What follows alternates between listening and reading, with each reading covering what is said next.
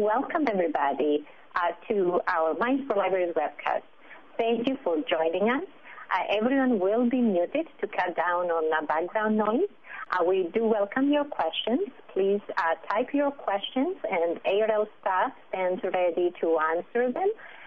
And questions and answers that we do not address, as well as the ones we address, will be distributed to attendees after the webcast, along with the recording that will be available on YouTube, too. Now, let me take a minute to introduce my co-presenters for this webcast.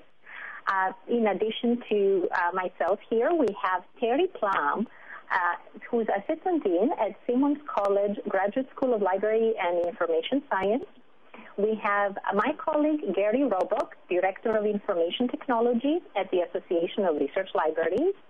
We have Kathleen Davidson, Associate University Librarian for Collections at York University in Canada.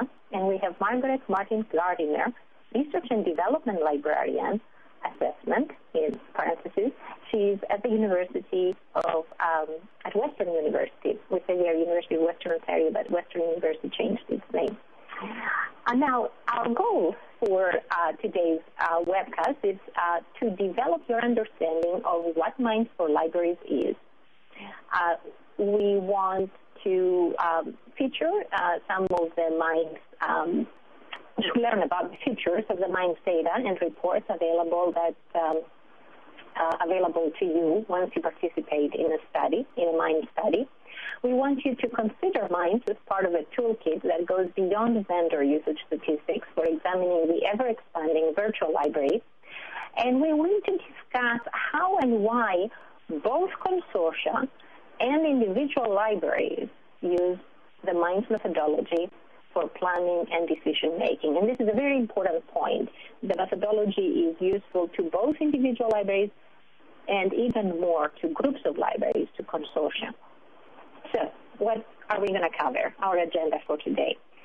We are going to have a brief overview of Minds for Libraries. We're going to look at a case study from OCUL, the Ontario Council of University Libraries. Then we're going to look at a case study from Western Ontario University and a case study from York University. And we'll have additional insights on the use of Minds and Q&A as time allows. Now, we do have a poll question for you. And this is going to be presented. My colleague David Green stands ready to present the poll question to you. And the poll question is as follows. Our library dean or director or a campus administrator has asked, and we have 4 choices for you. And we want you to choose one of those 4 choices. So what do they have asked? Are the libraries, choice number 1, are the library's electronic resources used more for research or for teaching and learning? Choice number 2, are the library's electronic resources used more by faculty, graduate students, or undergrads? Choice number 3, both of the above. And choice number 4, neither of the above. But I suppose it could happen any day. So have you encountered any of these situations? If you have, please select the answer. And David will actually give us the results of the poll. David? Hello, everyone. I'm just allowing a few moments for more votes to come in. As soon as I stop the poll, the results stop coming in, and I will show them to you. So I will go ahead and stop it now that we have quite a few results in, and present the results. And it looks like we have about more than half of the audience has said that both questions have come from their library dean or directors, and less than a quarter have not yet had those questions posed to them. Great. Thank you, David. So a methodology like Minds for Libraries helps you answer these questions. And these are increasingly important questions because we are spending more and more of our materials budget on electronic resources. Here we see that almost 65% of the library materials expenditures in major research libraries is spent on electronic resources according to the latest ARL statistics. And this proportion is even higher for smaller college and university libraries, as we can see from the Academic Libraries Survey, a national survey in the U.S. Now, there are a number of ways when it comes to measuring value, and usage is clearly an important element as a method of measuring library value. Now, when it comes to the usage of electronic resources, the most popular current method has not been web-based usage surveys, but vendor-supplied data of library patron usage or transaction usage. Now, web-based usage surveys are increasingly relevant in the collection of usage data to make collection development and service decisions, to document evidence of usage by certain patron populations, and to collect and analyze performance outputs. Because just vendor statistics and transaction logs, tell us about how things are used, but they don't tell us much about who's using, what's the effect of the use on the people who access the information. And clearly we are, as we can see, I think in the next slide, we are trying to get deeper and deeper into the concept of articulating the value of library use. I am bringing here actually a very important study that has recently been published, and oops, I lost a little bit my spot here. You see? Okay. It's a study that has taken place at the University of Wollongong, in Wollongong University in Australia, where they tried to develop the library cube, and it's a tailored database that reports library usage statistics, but it also includes student data. Now, to build something like that, you need to engage enterprise-wide systems, and I strongly suggest everybody to go and read this article and to see how they've been able to demonstrate the impact of library use in relation to student performance, faculty productivity, and teaching effectiveness. This is basically the place where every library wants to be. And ARL, as you can see in the next slide, has a strong tradition of developing tools that capture value. The way we try to structure some of the tools they're trying to develop, they address sort of the cycle of development in terms of specifying the service or the area where we are trying to articulate value. We calculate that value. We collect data and calculate that value. We make comparisons whenever the studies and the data are collected across institutions. We engage the community, so we have a shared understanding among different institutions, and then we present the findings to the larger community and the data analysis to the larger community. And this cycle of developing tools that measure value is one of the elements of a recently funded study, the Lead Value Study, that IMLS has supported.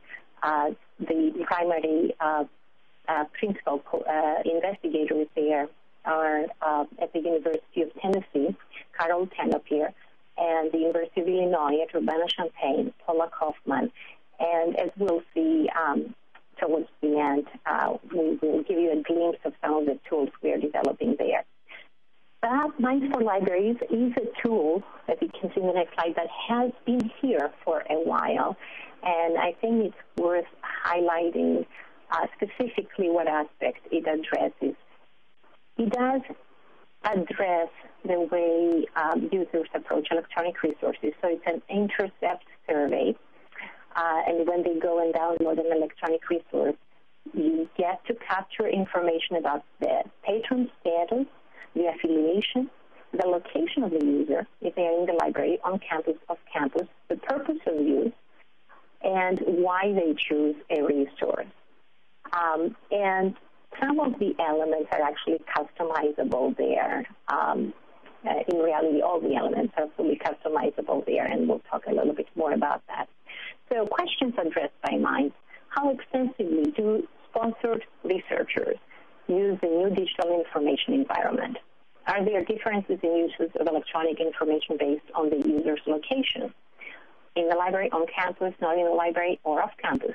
What is a statistically valid methodology for capturing electronic services usage both in the library and remotely through web surveys? Are particular network configurations more conducive to studies of digital library patron use? Now, Minds gets into these questions of value, but there are related efforts, and these efforts are highlighted in the article I mentioned earlier from the University of Wollongong. Brian Cox and Margie Janty wrote it, and they mentioned there the GIST-funded related effort, the University of Minnesota Library Data and Student Success Project, and the Association of College and Research Libraries Value of Academic Libraries Initiative, in addition to the Live Value work that ARL is doing with the University of Illinois and the University of Tennessee. Now, with Terry at Simmons College, we've been working over the years to refine Minds for Libraries for a larger group of libraries that want to implement, and Terry will get more in-depth into some of the specifics of Minds. Terry? Thank you, Martha. Hi, everyone. This is Terry. I hope my levels are okay, and I'll get an IM if they're not.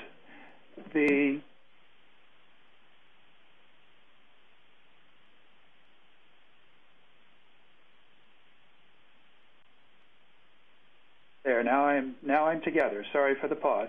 So this is me. This is the Minds for Libraries site, and it's mindsforlibraries.org. And on this site, you'll have resources, articles, and presentations for the Minds for Libraries protocol, which you can take a look at after this presentation. So what is Minds for Libraries? And Minds for Libraries is action research. Minds for Libraries is an intercept or point-of-use survey, and this must be locally implemented because as a point-of-use survey, it has to be done on-site. It's historically rooted in indirect cost studies, which means that it tends to focus on purpose of use. Purpose of use would include sponsored research. It's a set of recommendations for web survey presentation, which I'll go over. It's a set of recommendations for the research design, which I'll touch. And then there's also recommendations for information architecture in libraries, for continual assessment, and to benchmark across libraries, which I won't discuss in great detail.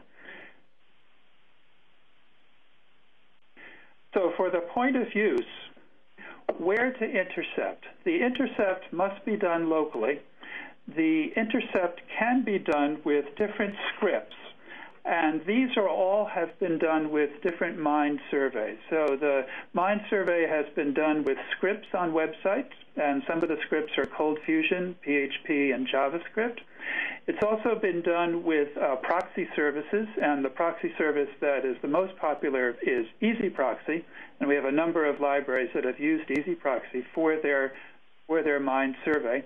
It's also been done with open URL link resolvers, and the Mind survey has been done with SFX and Xlibris, with WebBridge, III, and with 360 link serial solutions. It could also be done with authentication services if the Mind survey sets up a session. The point of the Mind survey is a point of use or intercept survey, so it needs to be done very close to the actual resource that's being targeted. The kinds of resources that have been targeted, all of these have been done by Minds, include e-journals, they include databases, including the discovery services, it includes e-books, it includes interlibrary, then it moves into some services. It includes interlibrary loan and document delivery. It includes web reference services. We've also done the online catalog. We've done digital libraries and archives. We've done library-developed web services. Something that would be LibGuides, for example. And interestingly, we've also done open access resources, but that depends very much on how much responsibility the library takes for presenting the open access resources. In general, this is conceived of as a sort of presentation problem with open access resources, but it's interesting in that it's actually the level of responsibility that the library will take for those. So the MIND survey can be or the point of use can intercept at all these different levels and has been done at those different levels in the past. The web survey guidelines are pretty simple, and if you'd like to read more about this, the two citations at the bottom of the slide are very helpful. So Don Dillman's book, which is Internet Mail and Mixed Mode Surveys, and then Mick Cooper's book, which is Designing Effective Web Surveys, summarize these different aspects to the MIND survey. Essentially, it's supposed to be simple, text-based, short, and the introductory paragraph is quite important. So you don't have very much space in the introductory paragraph to explain what you're doing, but it is useful for raising the response rate and for getting people interested in the survey. I'll give you some examples of different surveys. And here's an example from the University of California, San Diego. And what this survey does beautifully is it's really simple. So if you look at the survey, it has a single line for introduction. It has only 2 questions. What we tend to go after with the MIND survey is patron status, location, affiliation of the patron, purpose of use, and then if the purpose of use is sponsored research, there's a validity question, which is asking, so you chose sponsored research, what do you actually know about your sponsored research? The validity question is quite interesting because in libraries, research is research is research. So people tend to click on research because they're in the library doing a literature search. And the validity question will then move those folk away from the purpose of use that is not research toward what they're actually doing. So the UCSD survey is a nice survey because of its simplicity. ARL is also doing a MIND survey at the University of South Dakota, and this is their survey. Notice in this, they added an extra question or 2, and they're especially interested in figuring out if medical resource or medical locations, people associated with medical locations, are using those resources. So if you identify by IP, you could figure out if the hospital, for example, were using the resources. But with MINDS, you could figure out if hospital personnel, no matter where they're located, are using those resources. Note also that there's consistent with drop-downs. The next survey is what was done at OCUL, and this is what we'll talk about later in this presentation with the presentation on OCUL and York and the University of Western Ontario. And this was done with a Lyme survey, and this was locally mounted at the University of Toronto. And the University of Toronto serves up SFX for the OCUL libraries, for the libraries in the consortium. So it was very interesting from a number of point of views. It demonstrates that MINDS this approach is pretty good for consortia. It also demonstrates that the Lyme survey was brought up locally, and notice they used radio buttons, which is very consistent and according to Dillman. But also at the University of Toronto, each iteration of the universities, of the different universities in OCUL, had their own iteration of SFX. So we were able to launch the survey at the Intercept with SFX for all of the different libraries that are in this consortium. Each Intercept mechanism has sort of good and bad pieces to it. The SFX iteration, it's important to figure out what's actually in the SFX knowledge base because you need to know what you're measuring. And clearly you're going after electronic resources with that, and you tend not to go after the online catalog, for example. Also with SFX, you're comparison across different libraries, what's in the different knowledge bases is important to be able to sort out. So this was the Lime survey. All the libraries in the OCUL group saw something like this. The research design for MINDS, and this is where I'll conclude, is the research design for MINDS is trying to really address two problems. One is the response rate, and the second is it's trying to create a truly random sample. So the MINDS solution for the response rate is there's two pieces to this. One is, where does the intercept occur? And as long as that intercept is fully understood, then you can talk about who could see the survey and who would not see the survey. So, for example, with Easy Proxy, because the URL has the proxy prefix in it, most people running through the various library databases, or if bookmarked through the library databases, would have the proxy URL embedded in the beginning. But if you're within campus and within a legal IP and bookmarked directly to a resource, you probably would not be hit by the Easy Proxy Intercept survey. The second piece to the response rate is the mandatory versus optional. And right now, the questions on the MIND survey are mandatory. In the OCUL survey, or the OCUL research, they compared, or 5 libraries within the OCUL group ran a mandatory and an optional, or questions were mandatory, questions were optional, on different days. So it was a very interesting survey. And counterintuitively, the responses for the optional distributed in a very similar pattern to the distribution of the responses for the mandatory, which was, to my view, very unexpected. There's some previous data to that collected at the University of Connecticut, which distributed in a way that I would have expected the data would have distributed, which is faculty tended not to fill it out, sponsored research went down, undergraduates did fill it out. So what we'll have to do is do 1 or 2 more studies comparing mandatory and optional to make certain that optional truly is very similar to mandatory in distribution, and then we could possibly drop the mandatory requirement. The second piece of this research design is the MINDS had in the past, and OCUL 1 did this, have a representative random moment sample. So it was 2 hours a month, large libraries, 4 hours a month in smaller libraries, chosen randomly. The time was chosen randomly. And the survey would intercept all uses of the targeted resources during that time. The tricky part of this is you must or your IT folk must maintain session over the 2-hour period. And by that it means it has to track all of the URLs which would have been surveyed by the MIND survey, and then add those values to a MySQL database or to a database with the new target URL and the new time and date stamp. What OCUL did, and to their credit, this was very interesting, they did a systematic sampling, or every nth.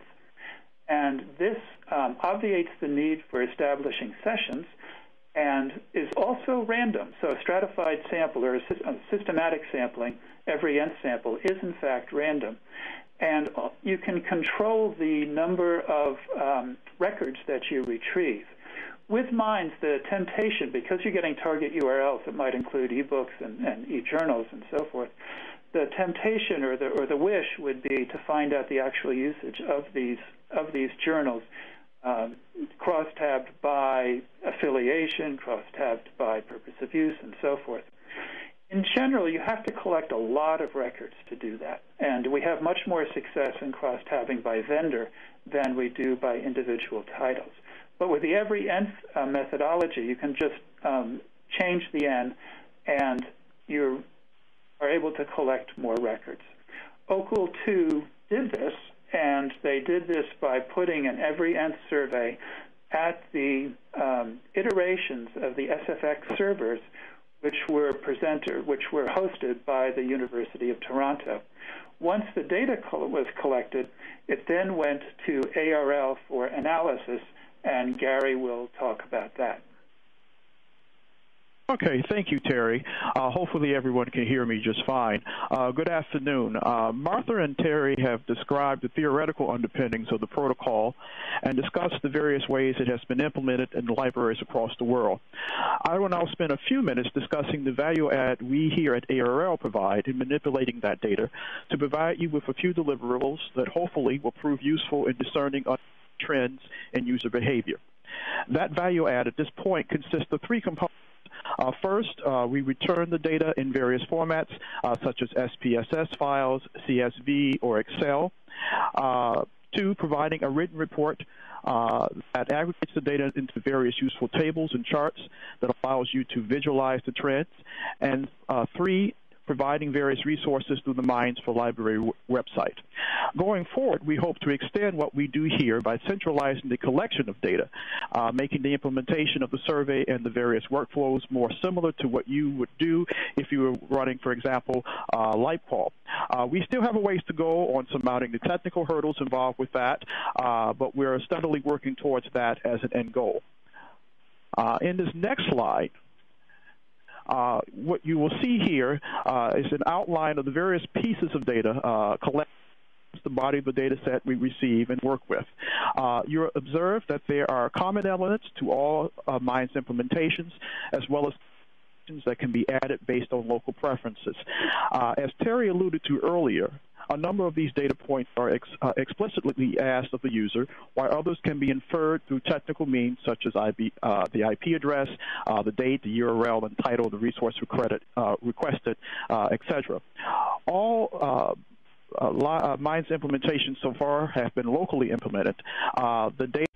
It looks like his line has possibly been disconnected. It looks like he's dialing right back in, right? I see. Actually, I have a very interesting question in the queue, it says, with learning analytics style of analyzing data, La University of Wollongong, is ARL planning on putting any resources into helping libraries tie this type of survey to the institutional LDAP identity management system so that information about who are you and what is your status would be automatically collected? Terry, are you on the line? I think you can you can speak probably a little bit on the LDAP identity management system. Was that something you used at the University of San Diego study or anyone else? Yeah, no, that's a really good question. And this is just my personal response, but I think you have real problems tying it to LDAP, and you'd certainly have problems with outside institutions like ARL tying information to LDAP. That's why we ask the question of that affiliation and status so that the person can answer that for themselves. There are data farms which do collect the LDAP data, but those have to be internal within the university. If the question is, if you collected those data and sent them on to ARL, would they do something? That's really a question for ARL. But I think the use of LDAP would be an internal or local decision and not really part of this Minds protocol. Yes. Well, at ARL, we at this point we recognize the need to move in that environment, but we also recognize that different library environments and different universities have different levels of readiness of getting that deep. I mean, there are both IRB issues, there are ethical issues, there are practice issues, both for the academy and, of course, library associations like ARL. So it's something that we are working through the multiple nuances of these issues.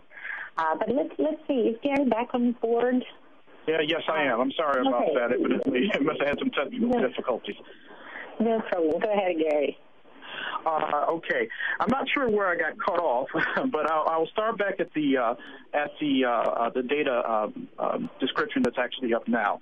As I had said earlier, this is basically kind of an outline of the data that we actually receive from institutions because the surveys are actually locally implemented at this point.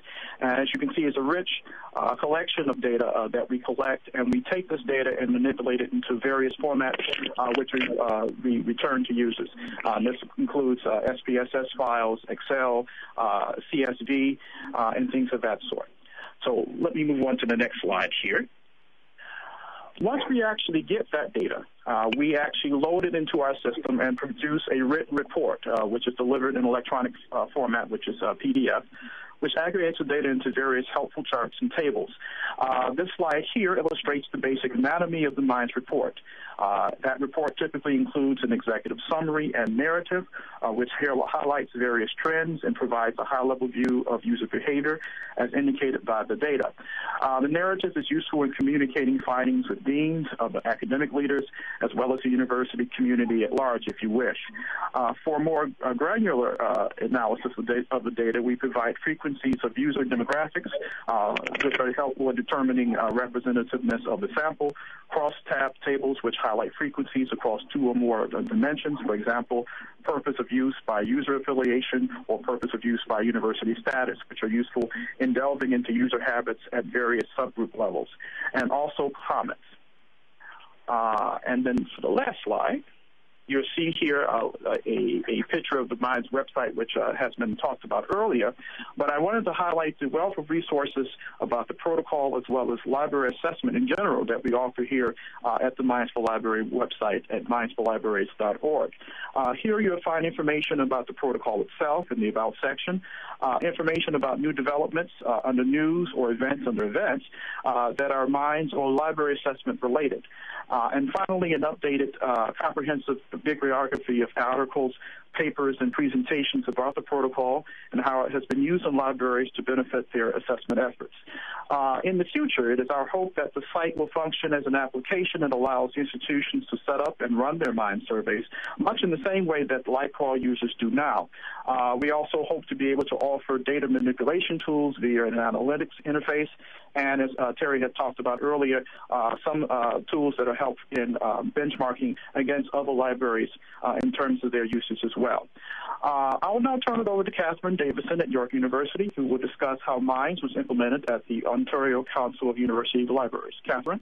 Thanks, Gary. It's Catherine, and I hope that my sound is okay.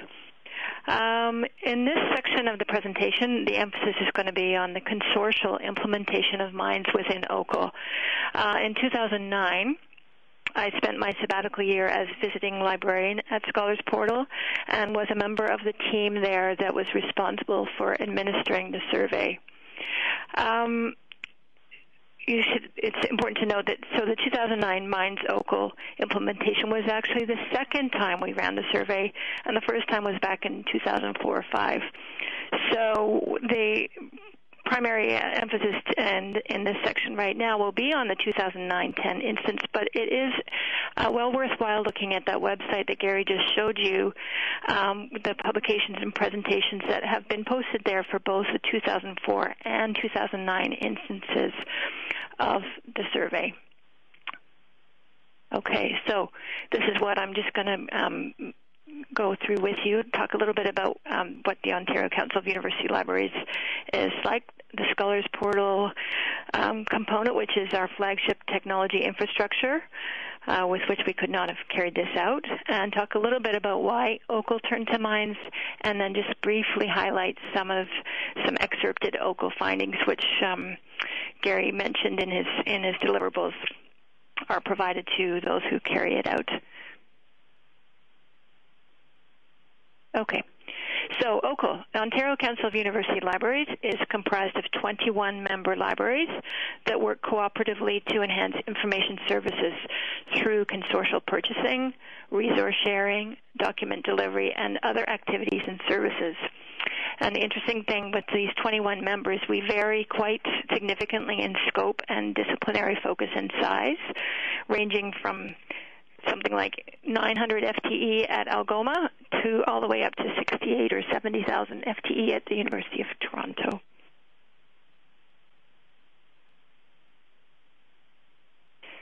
Scholars Portal. So Scholars Portal was established by OCUL in 2002. You can see, hopefully you can see this on the screen. And what I really want to zero in on are the highlighted section on the right with the services and the content. So it was designed to serve as an information infrastructure to deliver digital content in support of the research, teaching, and learning within our 21 members. So in addition to the digital content delivery, which you can see digital content hopefully over on the right, the e-journals and e-books, Scholars Portal includes a number of core services that are shared by all members, which include an interlibrary loan component, which is at the top, that's RACER, citation management programs, so at the moment RefWorks and WizFolio, and also Ex Libris' SFX Open URL Resolver, which is a key integral component to the 2009 Minds. And you'll see also we have newer additions to the Scholars Portal family, and that's the Scholars Geo Portal, which is a geospatial portal, and Odyssey, which is a data portal. And finally, there's also an Ask a Librarian service. So SFX, which is that open URL piece, connects users to the digital content, is an integral component of this implementation because, as Terry pointed out, for us in OCUL, it acted as the delivery mechanism by which the patron encounters the survey. Okay, so why OCUL turned to Minds? And the interesting thing is because we had the two instances, the 2004-5 and 2009-10, we were able to a certain degree to compare results, but also with a sort of cautionary note because the instances, the delivery and what was actually the content that was being measured was quite different. So my next slides will show that. But this is what the directors in OCUL were hoping to achieve, which kind of resonates with what Martha was saying earlier, to capture the in-library use and so on, identify demographic differences, and especially the fourth bullet, to develop an evaluation infrastructure to make studies of patron use routine and integrate it into our assessment culture. Okay, content types being measured. So in 2004-5, we were measuring use solely on e-journals that had been locally loaded on Scholars Portal. So these were the publishers with which we had negotiated rights to locally load on our servers, and that therefore was the content, de facto the content that was being we were surveying our users on. And I've got to speed up a little bit. Whereas in 2009-10, because we were using Ex Libris as the delivery mechanism, and Terry already made that point, which was a critical point from my point of view, is the content type being measured is dictated by what is in the SFX knowledge base. So here you could see e-journals, abstracts, e-books, dissertations, etc., but the vast majority of what's currently represented in SFX really still is e-journals, so we're getting a good sense of that usage and lesser, more residual measures for the other formats. Okay, this repeats a little bit what Gary had mentioned earlier about the deliverables, but this is our deliverable for the final report for OCUL. We got OCUL summary as well as institutional reports and all the other formats that Gary had mentioned. Catherine, shall we, I know the following slides represent some of the summary statistics from the OCUL study, but we do have the report available, and people can go and see them. And some of the follow-up results Margaret and you are presenting will be similar, but just specific to your institution. So shall we move ahead to Margaret, please? Absolutely. Over to you, Margaret.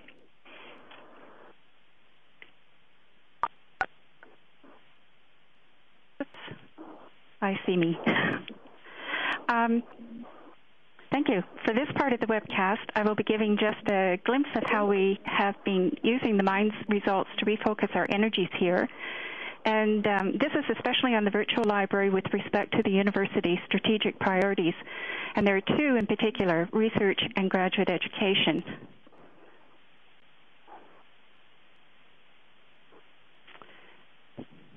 To give you a little bit about Minds at Western, Western participated, as you know, as part of the OCUL Minds study. We had almost 3,000 responses to the survey. What we found reassuring in terms of our support of graduate education is that although graduate students compose only 14% of the university's population, 40% of the Minds surveys came from this group. one limitation for us here at Western was that SFX did not capture direct access, and this is through such features as bookmarks and publisher alerts. This meant that we did not have a complete picture of e-usage, especially for the established researchers who tend to go directly to the resources that they use most often. This came up in discussions when some of the subject librarians who track e-usage were able to identify resources where they felt that the usage was actually higher than what was indicated through the MIND study. And so we took this into consideration when we worked with the Western data. Overall, there was an appreciation for being able to look at the use by user group and also by discipline, and that was a real plus. For this presentation, I'll be concentrating on the MINDS questions about who's accessing e-resources, location, and purpose of use. These were the questions that were most valuable in generating discussions among committees and libraries about what the results meant and the next steps for us here.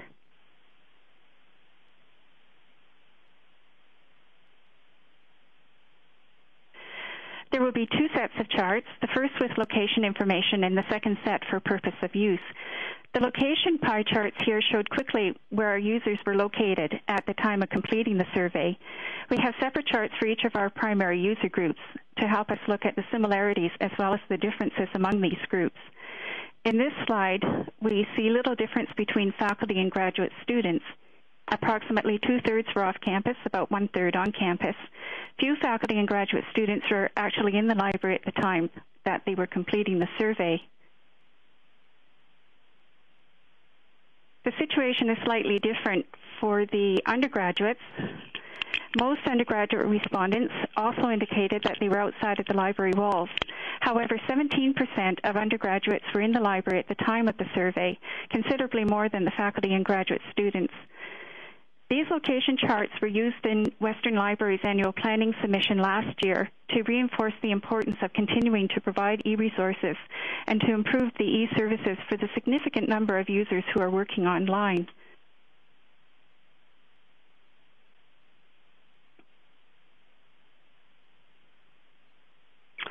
After presenting the overall MINDS results to the library's management committee here, I was asked to present the results to a variety of committees in 2 libraries that support several faculties. Instead of giving the same overall presentation, I drilled down into the data to find what would be of most interest for each group. This is only an example of how you can drill down. There are many other ways you can look at the results. In this example, we have a selection of disciplines. Arts and humanities and social science, which are supported by the Weldon Library here, are relatively similar. However, when you look at engineering, medicine and dentistry, and science, supported by Taylor, there are more obvious differences. Respondents in medicine and dentistry were most often working from off-campus. That's that green bar. Engineering respondents were mostly completing the survey on campus but outside of the library, and that's that red bar for engineering.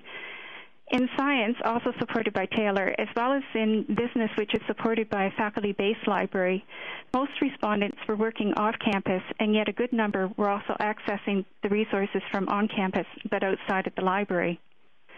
All of the location charts show that the majority of users were working from outside of the library walls, whether we look at this data by user group or by discipline. Some of the discussion generated by the discipline charts in particular centered on whether there were different needs for those working outside of the library but on campus compared to those who were off campus.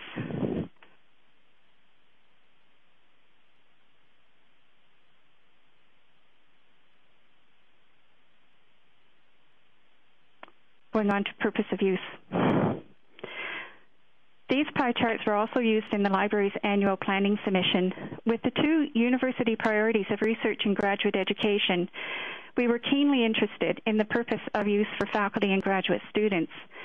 And we were gratified to see that overall, research accounted for over 50% of use by each of these 2 groups. Funded research for faculty comprised 34% and non-funded 18% of the response. This is similar to graduate students with 31% funded and 23% non-funded research.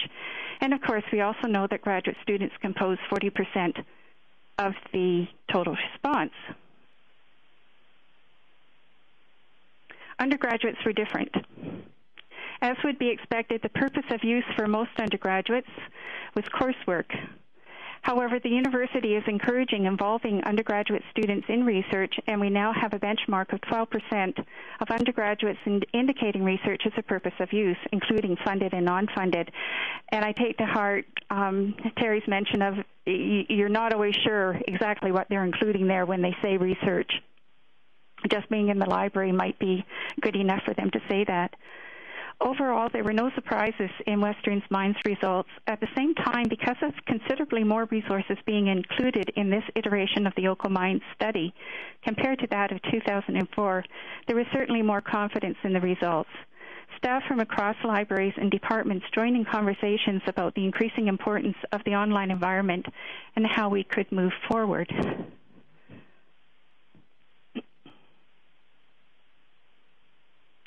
These are some of the challenges that we identified, not only through Minds, but through studies such as LibQual and local assessment. First, it was clear that with 88% of e-resource use now coming from outside of our physical walls, it is essential for all of us to participate in conversations about how we are going to work together to provide services such as research support and instruction to those users who are no longer walking through our doors. I think it is difficult when we are within a physical space to shift from identifying with that place and a particular group of users we're used to seeing to that amorphous world of the website, electronic resources, and users arriving from anywhere who do not identify with a physical library. Another challenge we have been considering related to that first one is whether we have been so tied to libraries' place that we are unintentionally imposing barriers. For example, the lines between disciplines are blurring, and yet we tend still to think in terms of a particular library serving a particular discipline. How do we provide library support to the music researcher who is working with researchers in medicine? And how do we support researchers who are working from a distance? What these Minds and other data have been telling us most powerfully is that we are missing the opportunity of connecting with the majority of our users if we do not keep focused on e-resources and e-services. We need to be where our users are, and that is mostly online. This is not a new message. We have been watching the trends over several years. However, this recent Mind study, with its broader scope using SFX, and a recent LibQual project, it helped considerably to refocus us on that virtual library.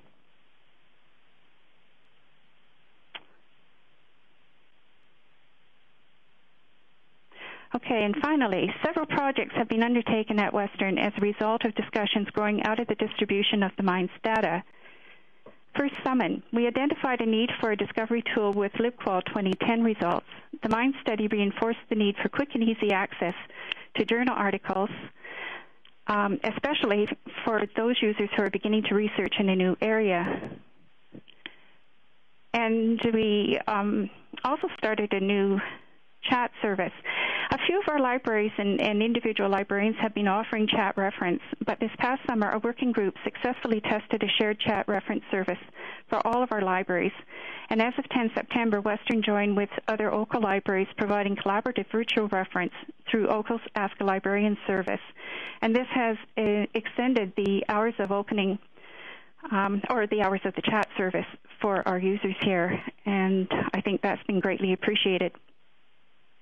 An e-learning working group has been exploring possibilities of working collaboratively with others on campus to contribute a library component to e-learning. And this is an area where we were just ahead of the curve on campus. Most recently, the university established an e-learning initiative, and the working group met with the Vice Provost Academic Programs and students who is responsible for this initiative. The library working group is in the process of writing its final report. And then finally, another working group has been considering how Western libraries could become involved in a research data management and stewardship program to support Western's research enterprise. The work of this group is ongoing at this time, and now it's back to Catherine. Okay, great. Thank you, Margaret, and a nice segue to my section, which is now zeroing in on a case study from York, and particularly looking at the Minds data through a research lens. So my sabbatical finished. I came back to York as an AUL for collections and research, and of course I felt felt a vested interest in the Minds data and wanted to make sure we did as much as we possibly could with it. And I managed to convince our assessment committee of the same, and have been working closely with Aaron Lupton, who's the chair of that committee.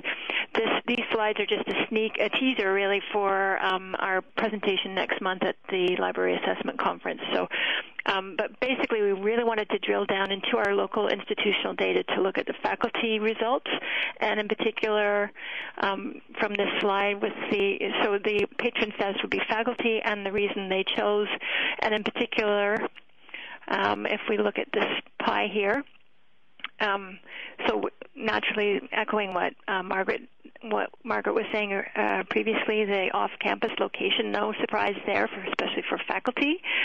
And in this next slide, we're looking at the green pie part of the pie, important resource in my field, and thanks to Aaron's expertise in cross-tabulating, we were able to cross-reference the important resource in my field with actual publisher content. So you can see here Elsevier, Wiley, etc. So that's exactly the kind of confirmation of what we thought we knew, but it actually provides us with some actual concrete, hard evidence that that's what's actually happening. Just quickly, my next slide is to look at the research funded and non-funded combined. And for us within OCUL, it's very interesting to know where are our faculty going. Are they going to the locally loaded version of the e-journals on Scholars Portal, or are they going to the native platform? What are their preferences? And gratifyingly here, we can see the blue bars indicate that the times when they are going to the Scholars Portal interface. And last but not least, we're not finished yet. I know Aaron is probably so excited to hear this, but we and the assessment committee also, we were very interested in following that Library of University of Wollongong study, and it fits right in with our own strategic plan goals, which is to, once we finish with looking through the research lens, we would be very interested in examining how we could apply any Minds data to correlate with student success measures. And with that, I'm turning it back to Martha. Thank you. I cannot seem to push the slide I want there. David, if you can push the one that says we can do Minds now. We do have a very interesting question that asks access if you have to have an infrastructure like the Scholars Portal or like OCUL to Scholars Portal is part of OCUL is to be able to do Minds for libraries. And the answer is no, you can do Minds for libraries now. Every library can do this now. Now, it is not going to be the same experience in every library in terms of the workflow because of the different authentication environments we have in different libraries. And, in some environments, it may be easier to go through EasyProxy. In other environments, it may be easier to go through SFX. In other environments, it may be easier to go through the router.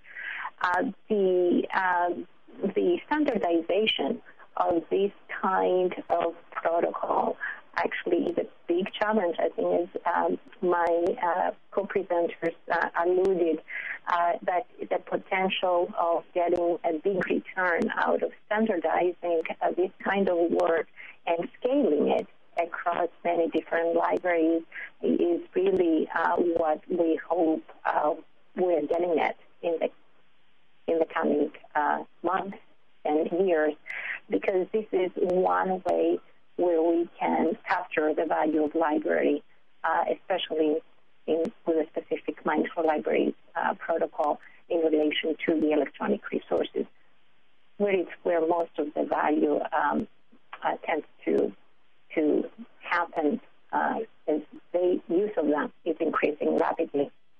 Now, we do have an opportunity to come together in October, at the end of October, at the Library Assessment Conference, and I hope I get to see many of you there. At that conference, we will hear from a number of institutions that have been engaged more deeply in capturing value. We have papers that talk specifically to the Minds for Libraries protocol. Terry Plum and Brinley Franklin will be presenting on the value of ebooks there.